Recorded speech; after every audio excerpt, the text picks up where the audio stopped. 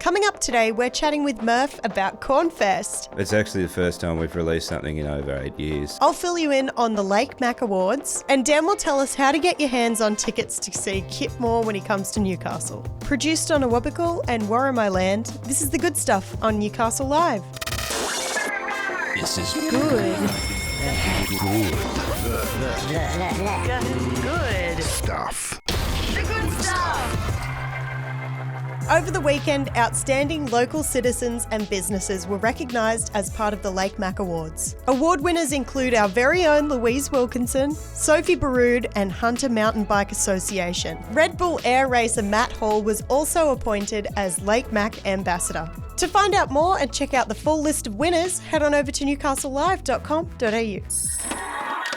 This is Good stuff. Next weekend, the third instalment of Cornfest will hit the Stag and Hunter Hotel. Here's the chat that we had with the man behind it all, Murph.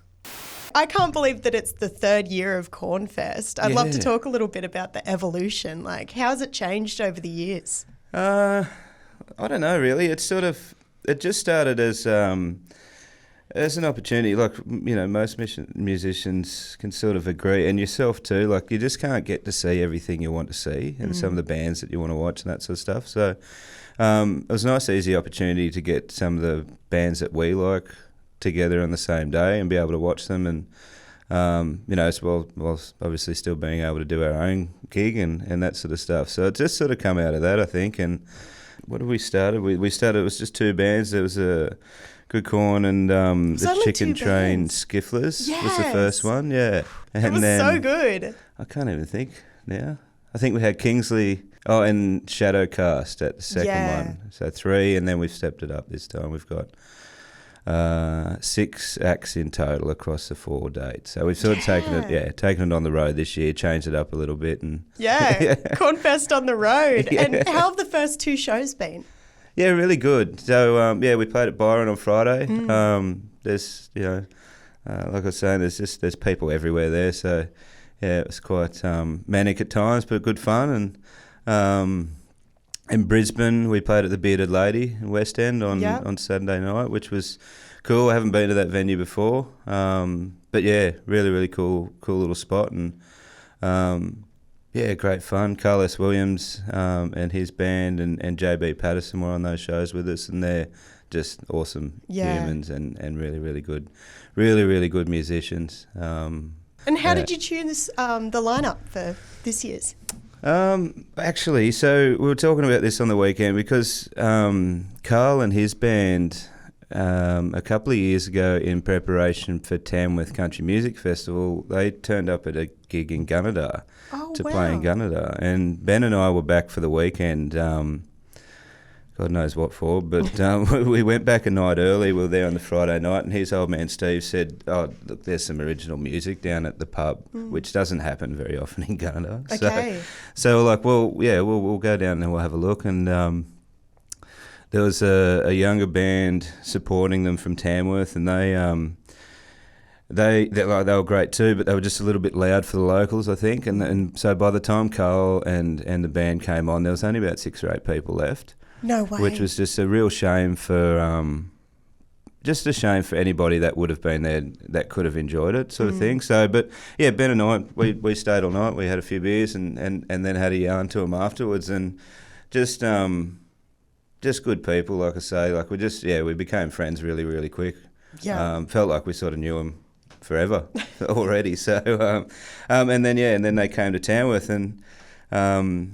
But said from the get-go, you know, let's do a show together at some point. So, yeah, that was a couple of years ago. And we, most of the festivals we did last year, JB kept popping up there as well. And he's been a regular lately. Yeah. No, he puts in a lot of hard work, he does. Absolutely. Yeah. And the Grand Prix are kind of a brand new band. They've been going for a little while now, but it's exciting to see them on the lineup because I haven't had the chance to see them many times yet. Yeah. So Lockie did a show with Carl at Adamstown a little while back. Yeah, right. And we were just, Lockie and I were talking about how amazing Carl is, and Lockie's like, I need to get him down here, you know, I want to see more of him around Newey. And so when when we had Cornfest getting set up, and it was sort of trying to work out who else might work, I was going to just sort of said to Lockie in the end,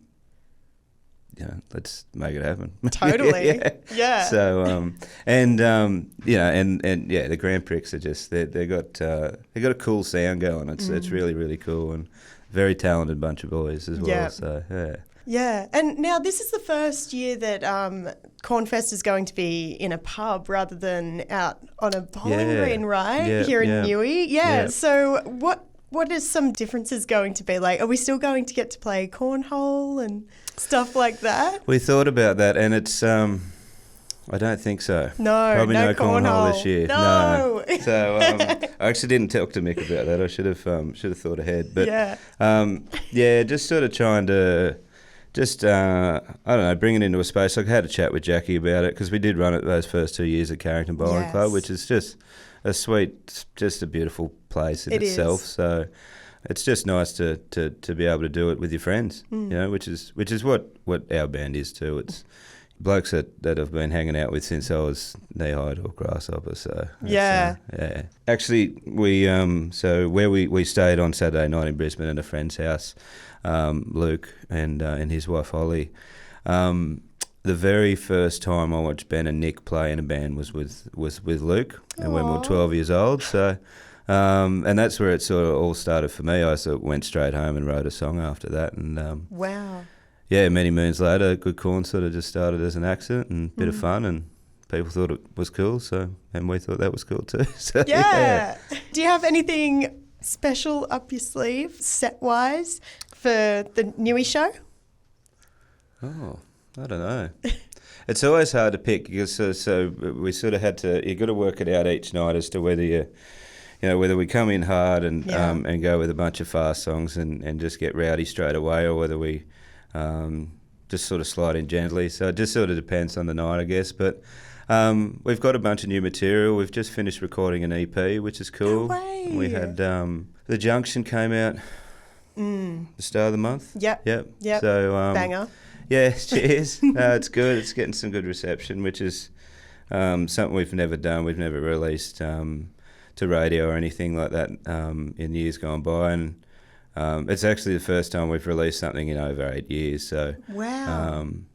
Sort of a whole new learning curve, I think, for us all, and understanding how that works. But yeah, new songs, which is great fun. It's this tour is actually the last tour that Jono Smith is going to be on with us. Okay. Yeah. Right. So he sort of needs a bit of a break. He's worked really hard over the last couple of years with a lot of bands and doing a lot of touring and that sort of stuff. So the Stag will be the last Jono show with Good Corn, which is both equal parts exciting and sad. But it should be. It always generally is a good time. We just find ways to have fun. We love what we do. So absolutely, and it's cheap as chips to get in. I mean, it's $35 pre-sale, and everyone should definitely get behind the pre-sale because it makes a big difference. Definitely. And then $40 on the night. Murph, thank you so much for popping in for a chat. Thanks for having me. Cheers. Easy. This is where it sounds good. Good stuff. Saddle up, Cowboys, because American country sensation Kip Moore is headed to town as part of his Nomad World Tour. Yeehaw! He'll play the Civic Theatre in Newcastle on Sunday the 29th of September with support from Sons of the East. So shine up your boots and grab your hats over at newcastlelive.com.au to find out more. The good stuff. That's it for the good stuff today. Thank you so much to Murph for popping in for a chat. Be sure to grab your pre-sale tickets to Cornfest. It's always a bloody brilliant time. And we'll see you tomorrow from 4 p.m.